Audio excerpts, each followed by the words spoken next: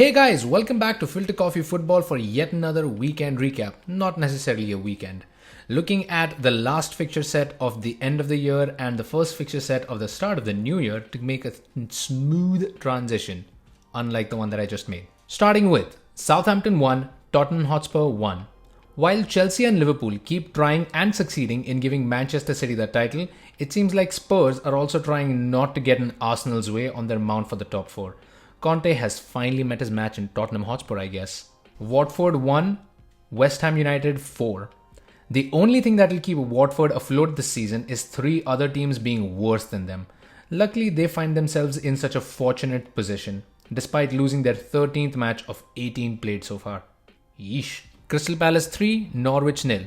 Talking about one of those teams worse off than Watford. Norwich lose 3-0 to Palace. That's 8 goals conceded in 2 matches and 0 goals scored, despite a more even showing this time around.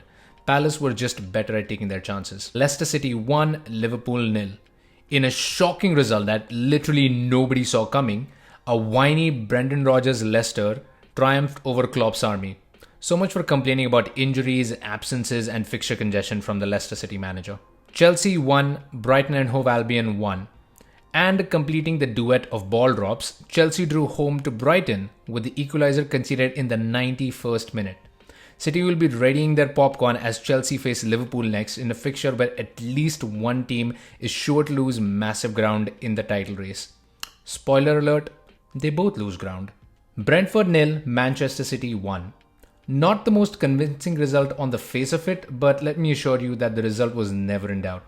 City were in cruise control, barely moving out of gear 3 throughout the entire match, just waiting on the second goal that just would not come. Manchester United 3, Burnley 1. United's credentials would have been seriously called into question had this been anything but a win. 3 goals in the first half were enough to seal the deal. But Ronaldo, seriously, humble request. Please don't perform your iconic celebration after you score a goal which was essentially just a tap-in. Moving on to Matchday 21. Arsenal 1, Manchester City 2. Ugh! Arsenal definitely deserved better. They showed a chink in the City armour. Points may have swung in a different direction had the refereeing been more competent. Who's a salty Arsenal fan? I am. I admit. Watford 0, Tottenham Hotspur 1. Talk about leaving things for the last minute. Conte would have probably punched a hole in the wall had Spurs failed to win given their domination in this match. Quick check-in with the gent in the stands though. Hope he's doing alright. Stay safe. Crystal Palace 2, West Ham United 3. West Ham United trying to get back on track after a wobbly few fixtures. Almost stumbled in the second half as Palace found their mojo, but about 80 minutes too late. West Ham United counting their lucky stars at full time. Brentford 2, Aston Villa 1. Brentford kick-starting 2020 with a huge win, following a pretty meh end to 2021. Gerrard, meanwhile, saw his first defeat to a team outside of the top 4 since taking over Villa. Hopefully, this isn't an omen for things to come. Leeds United 3, Burnley 1. Leeds finally scrounge a win to put some distance between them and the threat of relegation. Their benefactors, another team looking straight down to relegation. Matches in hand are no good if nothing comes of them. Can Maxwell Cornet really save them now that he's back in action? Everton 2, Brighton and Hove Albion 3. All Everton eyes were transfixed on their saviour. Dominic Calvert-Lewin finally took the pitch. Their saviour, their star man, their talisman. And then he missed a penalty. Maybe next match. Chelsea 2, Liverpool 2. Oof, now this was a match. Both teams needed the 3 points, neither of them ended up getting him. While Chelsea and Liverpool players duked it out in the cold, City players were probably soaking it up in a jacuzzi somewhere.